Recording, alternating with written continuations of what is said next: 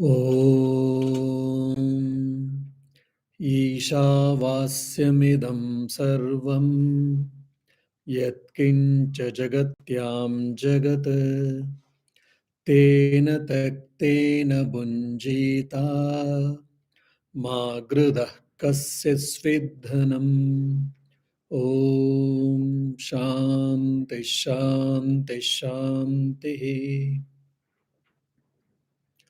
Whatever exists in this world, everything is covered by the Lord. Cover everything by the Lord. Protect yourself from the detachment. Don't covet others' wealth. Oh, peace, peace, peace. Dear devotees, today I think we had a different opening prayer or the mantra. So this is the first sloka of the Ishavasya Upanishad, which is one of the shortest Upanishad, which has got only 18 verses. And today we are discussing about the God in everything. So this is the essence or the summary of the Ishavasya Upanishad discussed by Swami Vivekananda way back in 1890s in London. So this is the opening verse itself is a very great, indeed grand idea. Ishavasyam idam sarvam yatkincha jagatyam jagat. Whatever exists in the world, movable or immovable, small or big, sentient or insentient, cover everything from the Lord, cover everything from the God. Then, tena tektena bunjita, protect yourself from the detachment. Magruda kasya svidhanam. Don't covet or don't desire for someone's wealth or others' wealth. Now, so the Rishi is saying here that you cover the entire world from the God. Now, when we say cover the entire world from the God, what does this God mean actually? Who is God?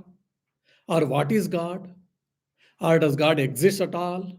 If he exists, where does he exist? So these are the few questions which has boggled the humankind from time immemorial. And lot of answers has been given. Some are satisfactory for few, some are not, and some say no, whatever you say, I don't. Recently, I think had been to one of the west coast of the uh, Ireland. While traveling, two youngsters accompanied me. One was driving, the other his friend. Then we had almost, I think, 1 hour. We had a hot debate, or a strong debate, of course, it was healthy debate. So he says, Swami, I like your company, but I'm an atheist. I don't believe in God. And he said, since I don't believe in God, I hope that you don't have any problem. Then I said, no, not really. Then I said, fine, it is up to you whether to accept the God or not. But why do you say, or what is your argument, why you don't accept the existence of the God? Fine, he had his own arguments, and of course, I gave my arguments as a reply, and of course, he said, maybe true, Swami, whatever you say, but somehow I'm not able to accept or I'm not getting convinced.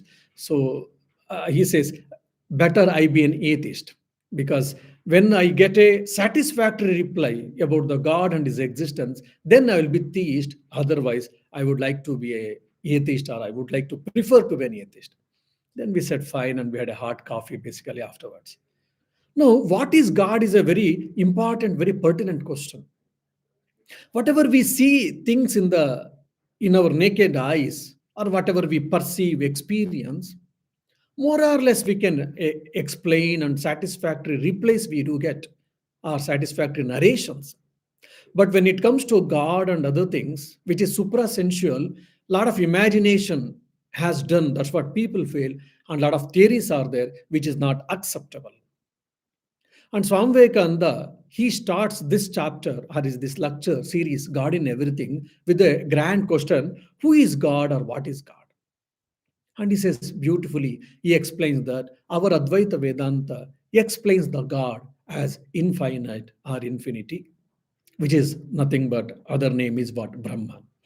And he said theistic religions, they call the God by the name Jehovah or Allah or Father in heaven or Joe or Rama or Krishna or Durga or Shiva or whatnot.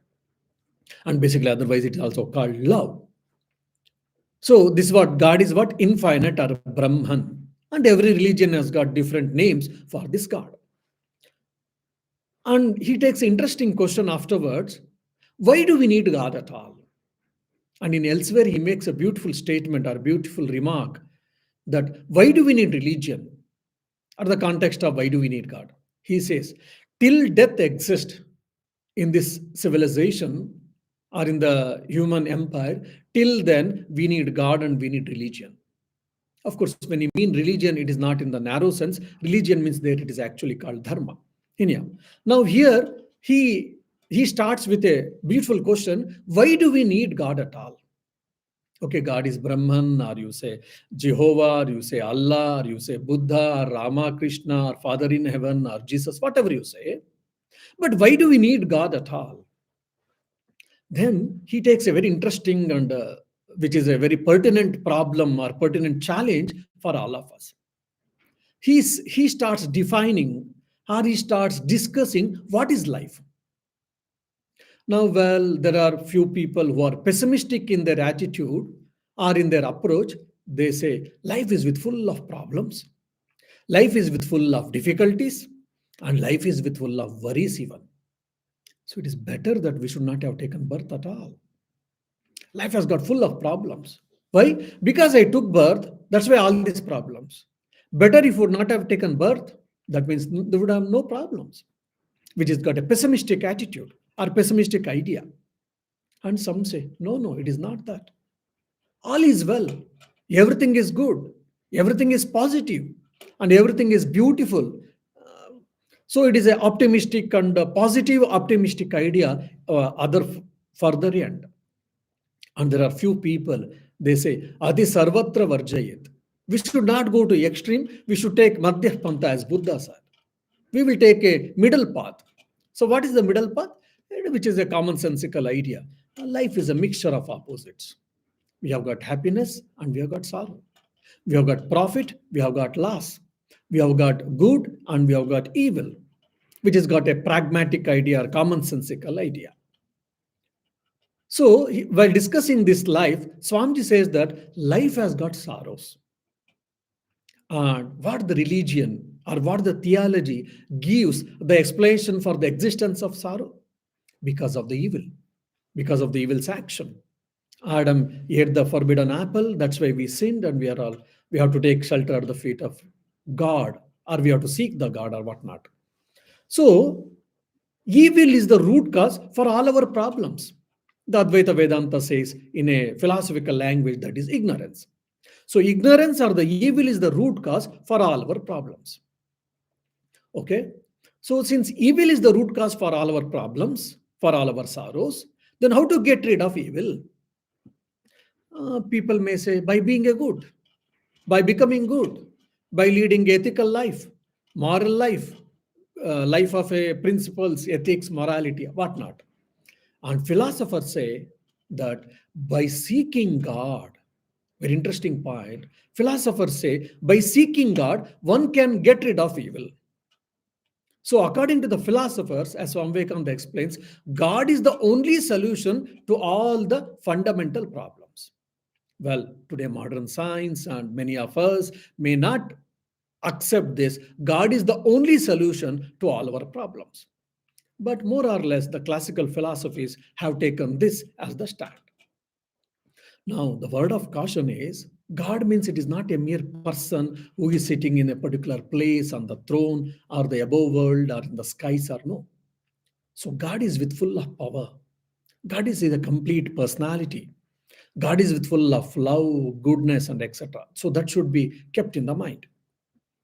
Now, how to reduce this evil? If you say, I said already by becoming good, and philosophers say by seeking the God.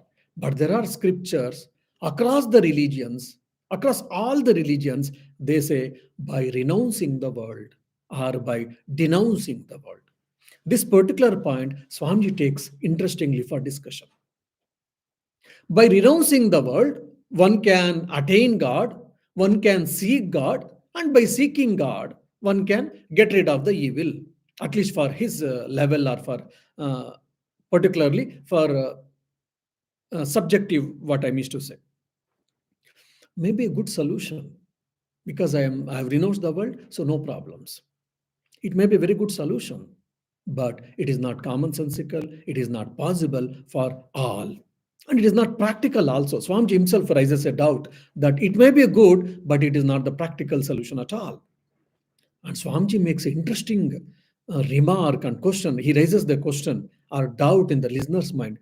Did scriptures really say that we should renounce the world?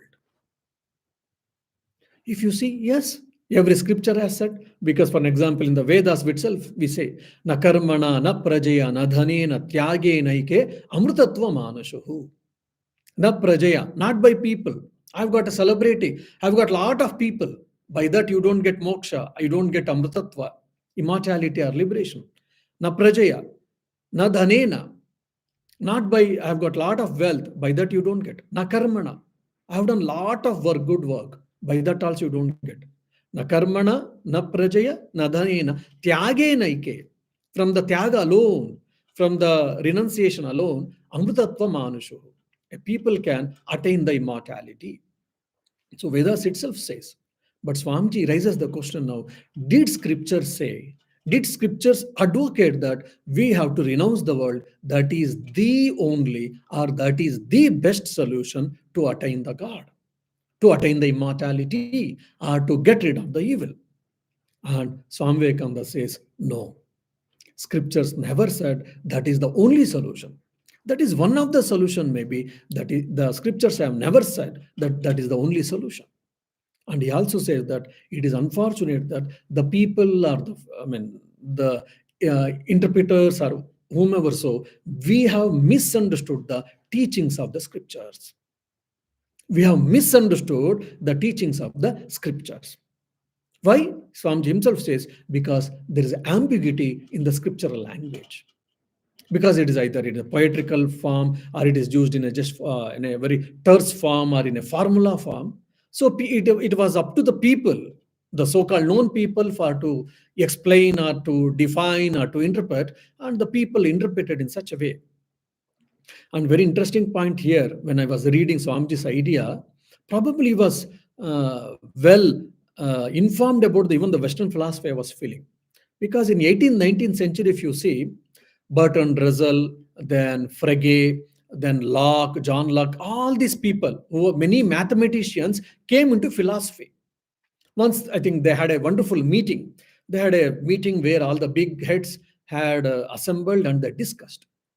They said, like, if science has got particular theory, more or less everyone accepts. Similarly, with the maths, there is a theory, more or less everyone accepts. But whereas in the philosophy, it is so sublime and it is so beautiful, but people won't accept. And in no time, people deny why it is so. Philosophy is so nice, it is so sublime, it is so beautiful, but there is no, what do you say, single opinion. There are multiple opinions. What is the reason? So we should arrest this problem, we should check this, and we should find out some solution. Then they started discussing. They found out the central problem of the interpretations is what? Because of the ambiguity in the language. So this can be also, that can be also. For an example, Saptabhangi Nyaya is there in the Jainism. There are 7 possibilities. Syadasti, Syadnasti, like that. So it is basically 7 possibilities, basically, that is Saptabhangi Nyaya. So they took the stand that, okay, maths is the best tool, so we will use the maths as a tool, and we will start explaining the philosophy, so that probably the ambiguity in the language can be reduced. And they made an attempt, but according to my understanding, that they deviated from the classical philosophy, and also, of course, they couldn't succeed in that. And their own disciples, they differed their interpretations, and new isms came. So in Western philosophy, if you see, every 20, 30 years maximum, that every one new ism, like realism, neo-realism, or idealism, different versions of these isms, phenomenism, pragmatism, logical positivism, all these things came. And Swamiji is telling that because of their ambiguity in the language, that's why there are so many interpretations have come, many theories and many philosophies. And he gives he gives a beautiful, very interesting, uh, very independent way of thinking. I feel that we have misunderstood the scriptures. Fine. Now, what is the way out? If you ask, Swamiji is saying that life is possible or progress is possible because we should have the combination of the head and heart. Of course, hand is also been merged in the some other sayings of Swamiji, but here primarily he speaks there should be a combination of the head and there should be a combination of the heart, that where we can understand the scriptures properly and we can deal the problem of the evil, problem of the sorrow. What do you mean by the synthesis of head and synthesis of heart? What does it mean? Swami himself beautifully, in a very subtle way, he explains what the heart resembles, what the heart represents. Swamiji says that heart is a place of love, it is a place of feelings, and it is a place of inspiration.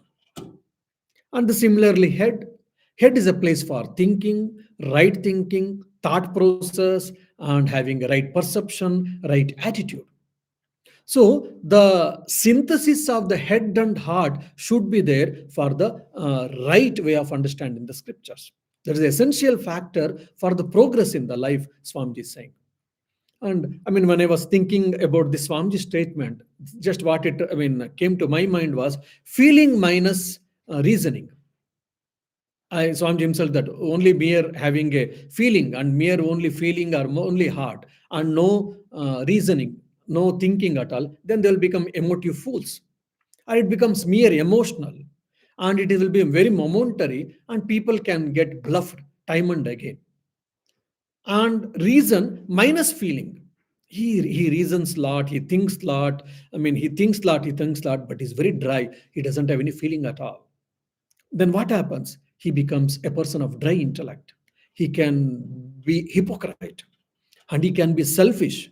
He can be a lack of fellow feeling and etc. So these problems can happen. That's why Swamiji says that we should have the right synthesis of the head and heart. That is right feeling and right thinking. Both should go hand in hand. Then we can understand the philosophy or the scriptures properly and the progression in the life. It is possible. And he says the religion has tried, or religion is trying to give the synthesis of the head and heart. What does it mean? Swamiji says that religion is trying to explain what is God. God means it is the totality of the good, actually. And some say God is the totality of the good and the world is the totality of the evil. So give up the world. Some say. And some others feel God is a good, God is right, God is virtuous, God is all thing auspicious, but the world is a God's creation. It is a Leela Sthan. So just accept as it is. One is accept the God and reject the world. There is a philosophy or the interpretation of the philosophy. And there are some people, especially like Bhakti schools of Vedanta, theistic schools of Vedanta, accept the God, accept the world, because the world is the Leela Sthana of the God. But Swamiji says that majority scriptures say that we should give up the world. And Swamiji raises the question here, Advaita can give the rational solution to all this problem. And he poses the question himself, or he raises the question, living in this empirical universe, living in the society, or living in the world, is it a really problem? If you ask, yeah, yes, because we face a lot of problems, yes. And sometimes may not be, not all times, sometimes we face, so maybe may not be. That's what we get confused. And Swami Vivekananda says that no, living in the world is not a problem at all. Swami tells very clearly. And of course, here we can remember Sri Ramakrishna's a beautiful saying. Living in the world is not a problem. The worldliness should not live in me or in my mind. And Sri Ramakrishna gives the example. If the boat is in the water, there is no problem. Boats should be in the water only, but the water should not enter the boat. If the water enters the boat, slowly the boat sinks because of the hole or because of the damage in the boat or whatever. So So, similarly, if I'm living in the world, there is no problem, but the worldliness should not be in my mind. That's what Sri Ramakrishna says.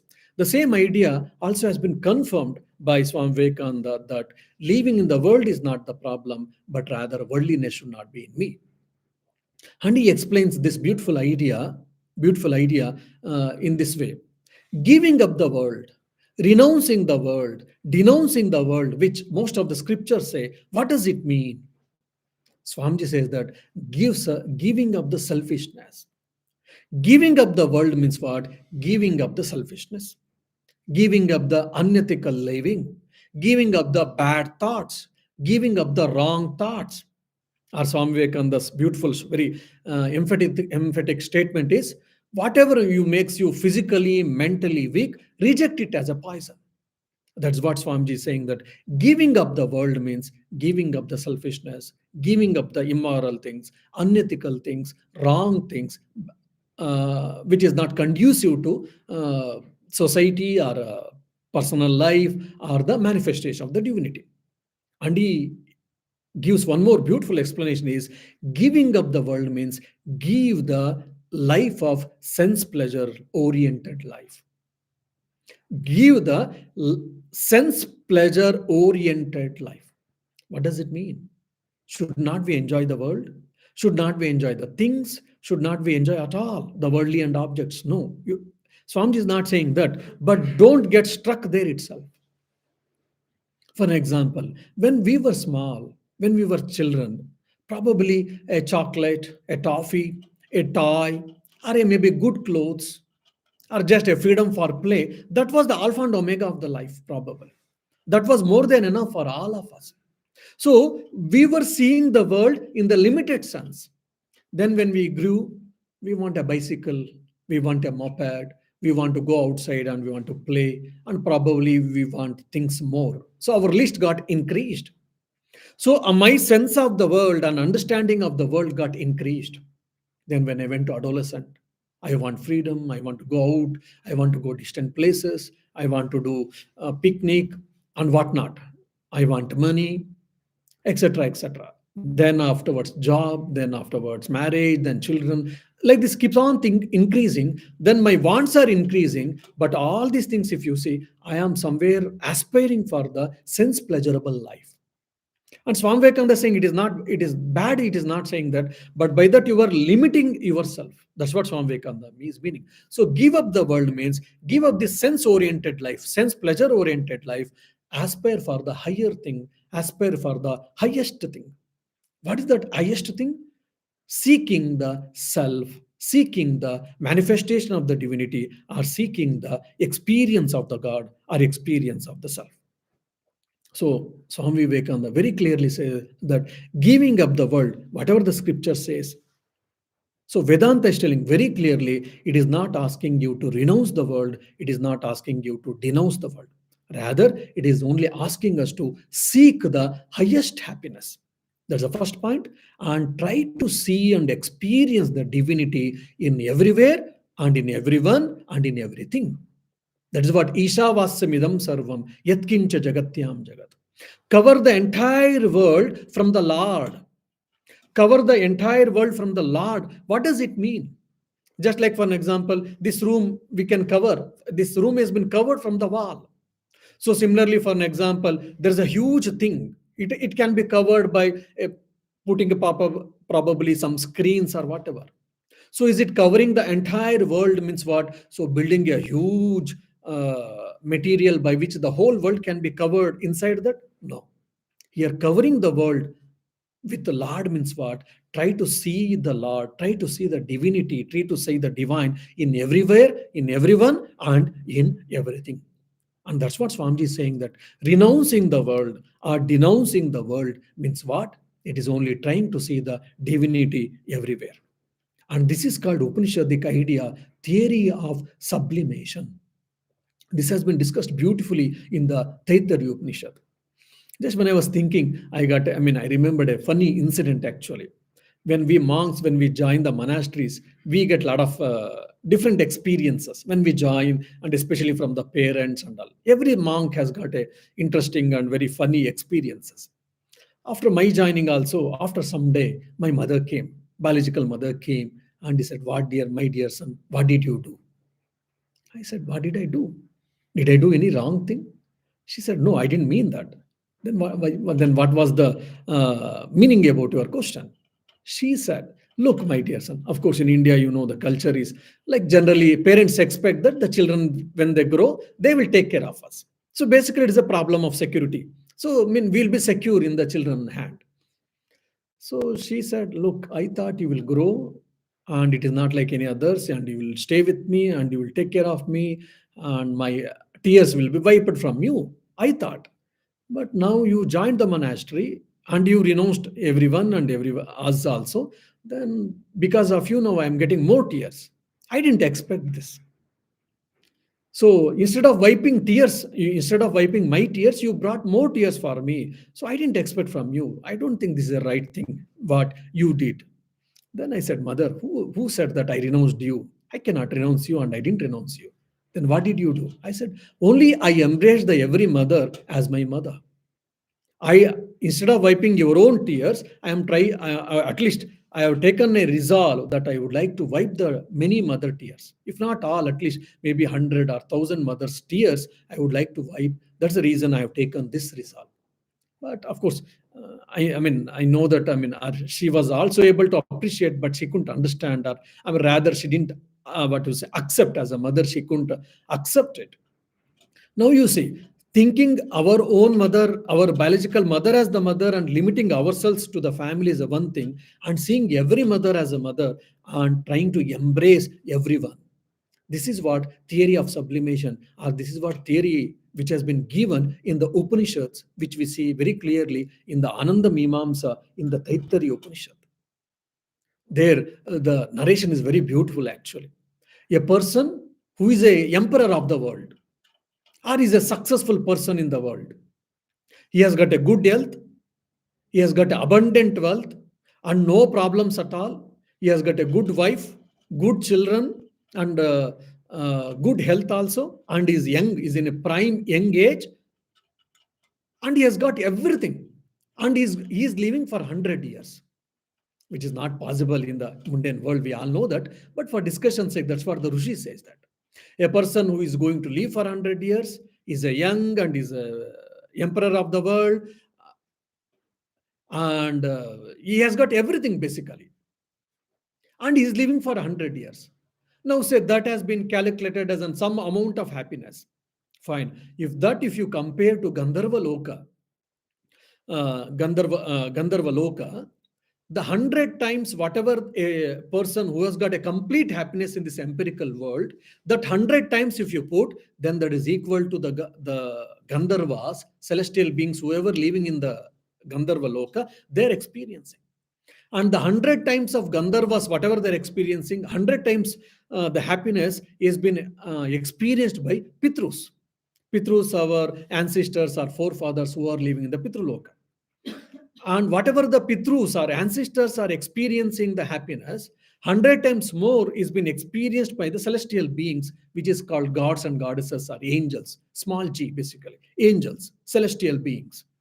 Then the king of the celestial beings or the king of angels called Indra, his loka, his world, wherever people who are there, they are experiencing 100 times more than Devaloka. And Brahaspati, who is the guru of the Indra, his loka, whoever stays, the happiness is 100 times more than Indra loka, and 100 times more is in Prajapati loka. Prajapati loka is what Brahma loka, and 100 times or 1,000 times more is what Brahmananda.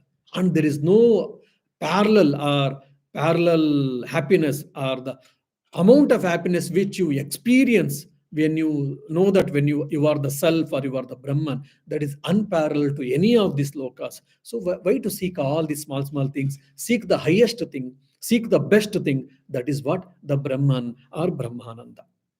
Now, here, because to get the highest happiness, that is what the Brahmananda, I am trying to leave this, or I am trying to merge this small happiness in the highest happiness. This is called theory of sublimation. This has been given, this is the primary or very important idea of one of the idea of the Upanishads or of the Advaita Vedanta. Now, if you see in India, interestingly, the renunciation became very famous. From the Vedas, actually, in the Vedic time or in the Puranic time, this was not actually. Only when the Buddhism and Christianity, I'm sorry, Jainism and Buddhism, when it became very prevalent in India, there only giving up the world and going to monasteries, it became very pertinent and very became, what you say, famous in the Indian ethos actually. Before that, it was not that monasticism was not there. I don't say, yes, it was there, but it was never institutionalized, and rather it was most of the people has to go by ashrama like brahmacharya, grihastha, vanaprastha, and sannyasa. There are very few people who used to go directly from brahmacharya to sannyasa. Why? The step by step thing was followed, but living in the world was not at all problem. So the theory of monasticism, the notion of monasticism became very prevalent because of Buddhism and Jainism. And this sannyasa itself is a very interesting word. Samyak nyasa is what sannyasa, the meaning of the sannyasa means it is a right renunciation, complete renunciation. What is renunciation? Giving up selfishness, giving up sense oriented life, all these things we know. The other one or two meanings of the nyasa is what beautifully nyasa kshipani, the dhatu artha is there, means it is what consecration, it is what awakening. For example, when we do our worship, we do Anganyasa, Karanyasa, Rudayanyasa, Shodasanyasa, we do in Kali Puja. All that Nyasa means what? We are consecrating and we are awakening the different syllables in our body. And also, Nyasa is one more meaning is what? Holding on actually. Holding on to. Nyasa means one is giving up, the other is holding on to. So, holding on to what? Holding on to God or holding on to self, holding on to truth is what the sannyasa, that is what the person who is following that, he is called sannyasi. So, that means what? Holding on to God. Why a sannyasi is known for or is supposed to be a spiritual oriented person, spiritual centered person, God oriented person? Why he should be? Because the sannyasa means holding on to. Holding on to whom? Holding on to God, holding on to the truth, holding on to the Parabrahman or the self or the Brahman, even say. So that idea has been given by Swamiji here also. And he says that seeing God everywhere, in everything, in everyone is what the highest solution, rational solution to remove, to eradicate the evil. That's what I said. Ishavasya sarvam yatkincha jagatyam jagat tena tektena gunjita magruda kasya svidhanam. This idea, Swamiji, to give this important, very grand idea to the Westerners. In those days, Swamiji gave all these backgrounds actually.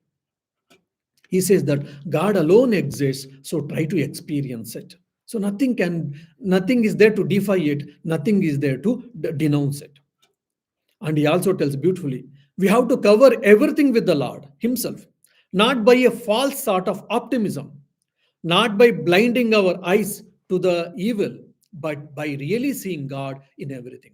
Oh, it is like just like superimposing. No, it is the imagination. No, or whatever is happening, closing our eyes and thinking. No, it is just experiencing the God in everything. By that, what happens? Thus, we have to give up the world, and when the world is given up, what remains is God. So, giving up the world means what? Experiencing the God in everything, in everyone, everywhere. And afterwards, seeing the God means what? So don't seek, see God, he says. Don't seek the God, see God. Maybe at the beginning we have to seek the God, no doubt, but finally we have to end with the seeing the God. Seeing the God means experiencing the God, means experiencing the, what do you say, divinity. And the beautiful example is given in the this Ishavatya Upanishad, the commentary from Adi Shankaracharya, when we say that Ishavasimidam Sarvam Yatkincha Jagatyam Jagat, that beautifully gives a wonderful explanation or the example from Adi Shankaracharya. He gives the example like saying this, like sandalwood. We know that sandalwood, beautiful fragrance.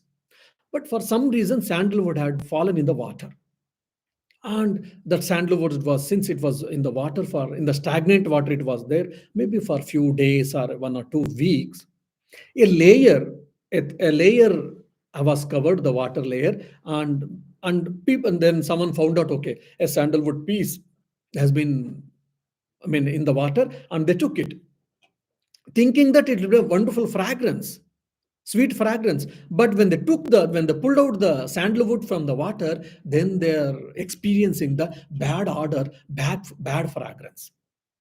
Then I think probably he might have thought, oh, this is a bad fragrance. Probably it is not sandalwood, or sandalwood has lost its property. Then better to throw it off. Then he thought, or someone guided, that better we will try to rub it and we'll find out, or we will try to remove the layer of this dirt and we will see whether sandalwood can really, is it sandalwood or not, or can we get the fragrance. Then he took the sandalwood and he started rubbing against a stone. Then after rubbing against a stone for a few moments, then slowly when that layer, the layer of the water thing which was covered on that, when it went, then slowly that sandal paste came, and also that beautiful fragrance, sweet fragrance started emerging out from the sandalwood. And that's what example given by Adi Shankaracharya. So that sandalwood, the inherent, the fragrance is what the divinity. Now, it has been covered by our Arishad Vargas, our tendencies, our wrong ideas, our ignorance, all these things. So that has to be removed. Just like a layer was removed, was there on the sandalwood, and we are not able to see, and we removed it, and we are able to get the sandalwood fragrance. So similarly, we are all divine, we are God, we are self, but a layer of ignorance is covered. That's why we are experiencing sorrow, or we are tend to do the evil. So just like rub the sandalwood and remove the layer and get the sandalwood fragrance, real fragrance. So all our sadhana, all our struggles, all our sufferings is what? To remove this bad order. That is what the impurities are, the ignorance. And that's where Swamiji tells a beautiful, he gives a link. So why should I struggle in the life? What is the value for all my sufferings? What is the value for all my struggle? What is all, I mean, value for my efforts? If you ask, Swami tells, of course, the underlying argument there, it is all nothing but to manifest the divinity or to experience the divinity. In one angle, in other angle, just to remove the ignorance. From my life to my, from my birth to from my death, I have undergone lot of problems, lot of sufferings, lot of struggles. Fine, all these things fine. Why? In the low level or in the empirical level, if you ask, it is all for just bread and butter, for my existence and for my security, basically. And when it comes to the higher plane, it is nothing but man to try to manifest the divinity or experience the divinity and remove the ignorance and remove the non-self at all. So when we start thinking this from the higher angle, then all our solution, all our struggles, all our sufferings will have a meaning. Okay, I'm struggling now, I'm suffering now. Why? Because of ignorance, because of wrong notion, because of wrong thinking, because of wrong perceptions. Once that is been removed, once that is been checked, then there is no more suffering, because my inherent nature is what? Happiness. My inherent nature is what? Ananda. That's what the Vedanta says. Why should we seek Vedanta? Why should we study Vedanta? It is what? Because to remove the, to attain the Atyantika Dukkha Nivrutti, Atyantika Dukkha Nivrutti, Paramananda Prapti. Atyantika Dukkha Nivrutti. Cessation of complete suffering. Okay, I did something, today I'm happy, for a week I was happy, afterwards, no. Atyantika Dukkha Nivrutti is complete cessation of suffering. Nip at the bud, or what do you say, uh, cut at the root or whatever. Atyantika Dukkha Nivrutti, then Paramananda Prapti, attaining of the everlasting bliss, immortal bliss, permanent bliss. That is what Vedanta's aim or goal is what. Now Swamiji is saying that all our life struggles, all our life sufferings is what? Because to attain the immortality, to experience the divine, to experience the God. So give up wife, give up children, give up family. If any scripture is saying, what does it mean? So send them out all and close the door, house door. If you feel, no, it is brutal in nature. If the scripture is saying that, definitely it is not true. So give up them, give up the wife, give up children, give up parents, or give up the society, give up the world. Means what? Try to see the Lord, try to see the God in all of them. That is what Vedanta is saying. That is what Upanishads are saying. That is what really scriptures are saying. But unfortunately, we are not able to understand. And Swamiji also brings a beautiful one more analysis. What? Now, knowing all these things, why are we creating evil? Or why are we performing wrong actions? If you ask, it is only because of our mental weakness. One is desire. Afterwards, he brings a beautiful analysis of desire. He says that because of our weakness, you say impurity of the mind or weakness of the mind or whatever. So we are committing blunders, we are doing wrong things, or we are doing evil things, and because of that, we are suffering and we are experiencing the sorrow. Then what has to happen? What should happen? He Swami Vivekananda very straight away he tells that remove the false world of our own creation which has been done. We have created our own world. It has to be given up. And this is also has been discussed beautifully in the Upanishads, again as an underlying argument, like Jiva Srushti and Ishvara Srushti. What is the Jiva Srushti and what is the Ishvara Srushti? For an example, now God has created this universe. Of course, Advaita Vedanta doesn't accept creation, it is only projection. At least for discussion's sake, we accept that God has been created this world, empirical universe. Now, for an example, we have entered in autumn is over and winter is happening, and we have entered and temperature is very, I mean, like one, a single digit, 1, 2, 3, 4, 5, 6, or sometimes 0, -1, -2, -3. No, many of us are, if not all, many of us, we don't like this winter, or we don't like this cold, bad cold, and especially in Ireland, no sun and very so much dampness, and morning 8, 8:30, I mean, sunrises, and evening 4 o'clock, it gets dark. Oh my, we go to some, I mean, I've heard that people go to depression, people will feel better. Ireland, we should not stay in December, January, February at least. All these type of reactions and thinking we have got. Fine, acceptable, no complaints. But how much ever I think, if how much ever I react, but there is no fundamental change in the Ireland weather or in the Ireland's external position. So this is what's Ishvara Srushti. Because of the longitude, latitude, you say, because of the whatever the geographical reasons you say, that's what in Ireland in December, January, February, this is what the condition. Fine. So this is what the Isha Srushti. Then what is my reaction to it? How do I react to it is what that is what Jiva Srushti. Okay, if I have to stay in Ireland, I have to stay in Ireland. That is what then the winter, and this is what the temperature is what, and only 7 to 8 hours is the only what you say daytime, and rest of is only night time. Okay, based on that, I have to be work. I have to work myself, and I have to keep myself fit, and I have to think about it, accept it, and go ahead. Then my reactions towards these external circumstances is not there. This is what when we say, or Advaita Vedanta says, that's what one of the meaning or one of the explanation that we create our own world means what? Our reactions towards people, our reaction towards situation, our reaction towards circumstances. That has been created by own individual. Well, there are maybe similarities between the people. There may be sometimes same between the people, never mind. But it has been created by the individual self. So when you cannot change things, accept it and try to accept and try to keep yourself busy in whatever you want. By that, what happen? You will be happy and you will be peaceful. But I mean, including myself, I'm saying we are all busy in changing the world and busy in changing the people. We are always busy in changing the people and the world. Instead of that, we have to change. That's the only solution Advaita Vedanta is giving. Now, what is the way out for that? Swamiji says, awaken your intellect, see the world, see the truth, see the reality with the open eyes. With open eyes means what? Our eyes is open. All if you close our eyes, then we may fall.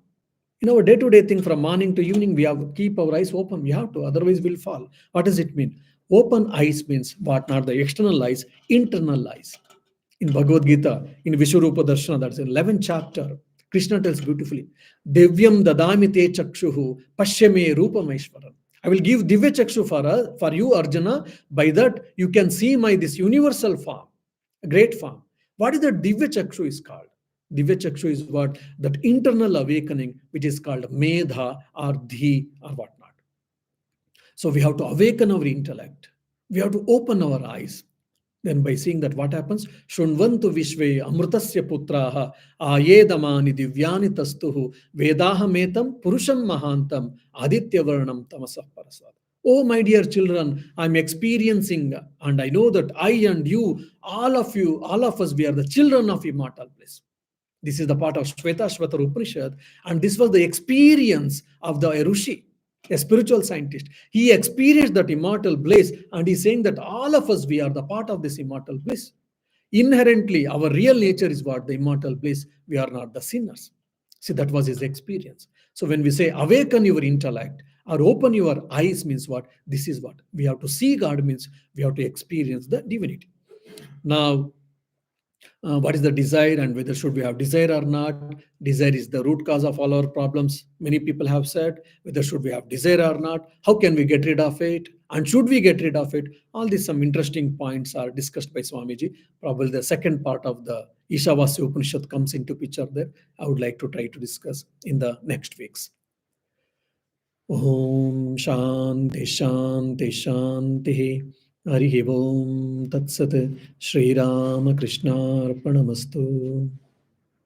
Yeah. So next week we have got a carols week. So we'll have a carol singing and all. We'll not have a Saturday class. Maybe after 15 days we may have this class time.